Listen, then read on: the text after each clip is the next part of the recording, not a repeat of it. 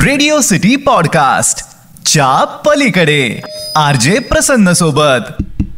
नमस्कार. च्या पलीकडे या पॉडकास्टमध्ये मी आरजे प्रसन्न तुम्हा सगळ्यांचं मनपूर्वक स्वागत करतो. आज आपल्यासोबत या पॉडकास्टमध्ये आहे एक अशी अभिनेत्री जिला आपण सिरियलमधनं बघितलंय, विविध चित्रपटांमधनं बघितलंय. ती अभिनेत्री म्हणजे सायली संजीव. हाय सायली, खूप खूप स्वागत आहे. हॅलो, हाय. च्या पलीकडे या पॉडकास्ट मध्ये आपण गप्पा मारतोय. सो एका अभिनेत्रीच्या पलीकडे सायली संजीव सांगायची असेल तर कसं सांगता येईल? मला खरंच आता ते पटकन असं सांगता येणं अवघड आहे. पण खूप गोष्टी आहेत. म्हणजे मी खरी खूप टाइमपास करते, मी खूप उद्योग करते, मी प्रचंड उद्योगी मुलगी आहे. पण डेफिनेटली मला अभिनेत्रीच्या पलीकडे मला समाजासाठी काहीतरी करायला आवडतं. ओके. जे मी करण्याचा प्रयत्न करते. मी मेन्स्ट्रुअल हेल्थ आणि हायजीन वर लेक्चर्स देते. आता काही काळ ते बंद आहेत, पण ते सुरू होतील परत. सो मला माझ्याकडनं काय करता येईल समाजासाठी अभिनेत्रीच्या पलीकडे, तिथे माझा अभिनेत्री असा टॅग लागत नाही, ते मला करायला जास्त आवडतं. वेळ जर मिळाला समज कामामधनं, बिझी शेड्यूल मधनं, तर तो वेळ सगळ्यात जास्ती स्पेंड कुठे केलेला आवडतो? कुठे घालवला जातो वेळ? रादर घरी. अच्छा, घरात. कारण घरी अजिबात नसते मी. आपण शूटच्या निमित्ताने बाहेर गावी परदेशात जास्त राहणं होतं, त्यामुळे घरी असणं खूप कमी आहे. तर जेव्हा मला सुट्टी मिळते तेव्हा मी घरी असते, मी झोपते, मी टीव्ही बघते खूप वेळ. आणि आता सुट्टीत मी जरा आपल्या जंगलांमध्ये फिरायला लागली आहे. येस. स्वतःचा विचार करतो तर कुठल्या गोष्टी दोन्ही सांगता येतील? काही चांगल्या आणि कुठल्या बदलल्या तरी चालतील? मला कायम एक मदत करणं किंवा एखाद्याच्या अडचणीला तिथे आपण असं, हे मला असं वाटतं की हे माझं कर्तव्य आहे. त्यामुळे मी ते करायचा जितकं माझ्याकडनं शक्य आहे तितका प्रयत्न करते. तर ती गोष्ट मला कधी बदलायची नाहीये माझी, कारण ती माझ्या वडिलांकडनं आली आहे मला, की कोणी किती अडचणीत असलं, काही झालं तरी आपण सगळं हातातलं सोडून तिथे जायचं. तर ते मला टिकून ठेवायला आवडेल. आणि माझ्यातली वाईट गोष्ट म्हणजे माझा राग. मला कोणी खोटं बोललं किंवा काही, मला चिडायला फार कमी वेळ लागतो. मी प्रचंड संतापी. मला ते कसं तरी कंट्रोल करायचंय. पण आता ओव्हर द टाइम बऱ्यापैकी ते हातात येत चाललेत, पण मला कंट्रोल करायचं. स्वतःला डेव्हलप करण्यासाठी म्हणा किंवा स्वतःला आवडतात म्हणून काही गोष्टी करत असतो. तर अशा सायली संजीवच्या कुठल्या गोष्टी असतील की ज्या मी स्वतःसाठी करते? खास करून मला संगीताशी मला खूप लगाव आहे, आपण असं म्हणू. त्यामुळे मी पेटी शिकायचे, बासरी शिकायचे, पण ते बऱ्यापैकी मागे पडले. आता मला आवडणाऱ्या बऱ्याच गोष्टी करायला लागले. मी कथक क्लास जॉईन केलाय. मला आवडतं म्हणून मी बासरी आणि पेटी वाजवते. मध्ये बासरी एवढी वाजवता येत नाही अजून मला, पण ते शिकते. आणि दुसरी महत्वाची गोष्ट म्हणजे मला ह्या मागच्या वर्षात कळलंय की निसर्गाच्या सानिध्यात राहणं ह्याच्याने किती शांत होतो माणूस. त्यामुळे मी जंगलांमध्ये जास्त फिरायला लागले आणि ते मला शांत करतं आणि ते मला खूप ते खरं तर माझ्यासाठी आहे सगळ्यात जास्त. गोष्ट एका पैठणीची. याच्यामुळे फिल्मफेअर अवॉर्ड जो आहे बेस्ट ऍक्ट्रेसचा, तो आपल्याला मिळाला. प्रोजेक्ट बद्दल नेमकं काय सांगता येईल? या प्रोजेक्टच्या खूप गमती आहेत. खूप आता हे विश्वास ठेवावा नाही ठेवावा हे मला माहिती नाही, पण आपलं सुरवंट असतं ना, तर ते काटे फेकणारं सुरवंट. पहिला दिवस आमचा पैठणीच्या शूटचा, आणि बस स्टँडवर आम्ही शूट करत होतो एसटी बस मध्ये. आणि मग त्या बस स्टँडवर मी बसून फोन कॉल वगैरे असा एक सिक्वेन्स होता.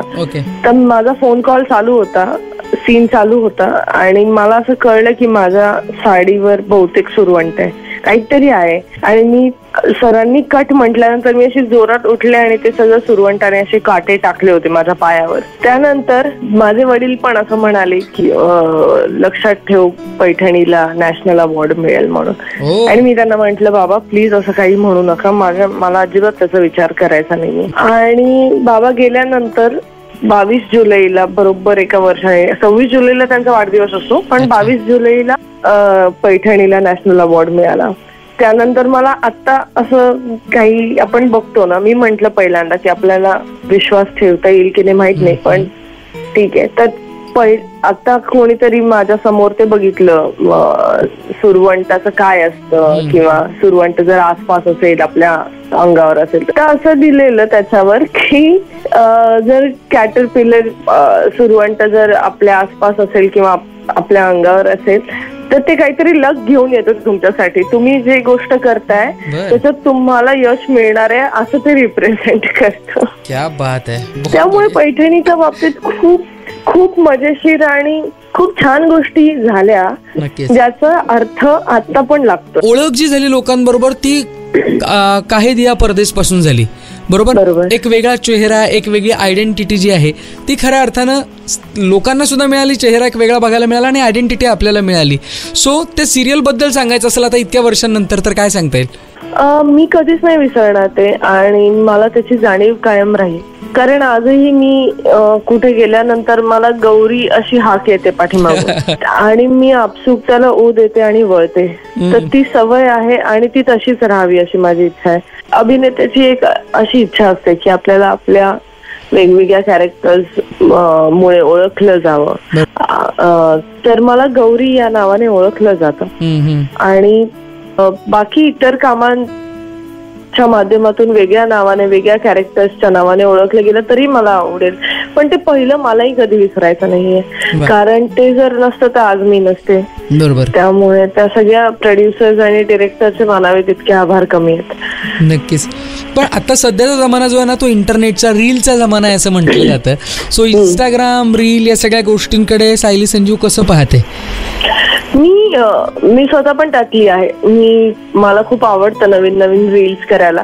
पण ही आता जी मुलं आहेत जी खूप पटापट अशी रील्स बनवतात, एकदम ट्रान्झिशन शॉर्ट्स आणि एकदम असं फटाफट सगळं असं एडिट करून प्रॉपर त्या म्युझिक वाईज, तेवढी मी अजून प्रो नाहीये त्यात. पण मला आवडतं ते. तुम्ही लोकांशी कनेक्टेड राहता आणि किती चांगली गोष्ट आहे की किती इन्फ्लुएन्सर्सला त्यांची कला याच्यातून दाखवायची संधी मिळाली आणि त्याच्यावर ते पैसे कमवतायत, त्यांचं घर चालतंय. याच्यासारखी चांगली गोष्ट अर्थात आहे. काही लोक जे त्याचा वाईट वापर करतात, पण ठीक आहे, सगळीकडे आहेत. आपण पॉझिटिव्ह बाजू बघूया. अनेक इन्फ्लुएन्सर्सचं घर त्याच्यावर आता चालतंय. ते कितीतरी पैसे त्याच्यावरनं कमवतायत आणि किती आता पुढे येणाऱ्या मुलांसाठी करिअरसाठी प्लॅटफॉर्म सारखं एक उपलब्ध झालंय. इंस्टाग्राम रील्स हे एक मानधन मिळवून देण्याचं साधन झालंय. याच दृष्टीने त्याच्याकडे बघितलं जायला पाहिजे आता, असं मला वाटतं. जर समजा सायली संजीव या क्षेत्रामध्ये नसली असते, अभिनेत्री नसली असती, तर काय करत असते बुवा? कुठल्या प्रोफेशन? याचं उत्तर मी द्यायची गरजच नाही, अनेक लोकांना माहिती आहे. मी पॉलिटिकल सायन्स स्टुडंट आहे, त्यामुळे मला राजकारणात जायला आवडलं असतं. आणि राजकारणात पेक्षा मला राजकीय विश्लेषक व्हायला आवडलं असतं. कारण आपल्याकडे तशा महिला राजकीय विश्लेषक तशा फार कमी आहेत. म्हणजे हिंदी भाषिक आहेत बऱ्याच, पण मराठीत तर फारच कमी आहेत. अगदी बोटावर 1-2 मोजण्या इतक्या आहेत. तर मला राजकीय विश्लेषक व्हायला आवडलं असतं आणि कदाचित मी होईन पण. नाही, तुझ्या त्या कारकिर्दीसाठी सुद्धा आमच्या लिसनर्स कडनं खूप खूप शुभेच्छाच आहेत तुला. पण आज एवढ्या छान गप्पा आमच्याशी मारल्या त्याबद्दल सगळ्या आपला पॉडकास्ट ऐकणाऱ्यांकडनं खूप खूप धन्यवाद. आज अभिनेत्री सायली संजीव आपल्या सोबत होती. धन्यवाद. रेडिओ सिटी पॉडकास्ट च्या पलीकडे RJ प्रसन्न सोबत.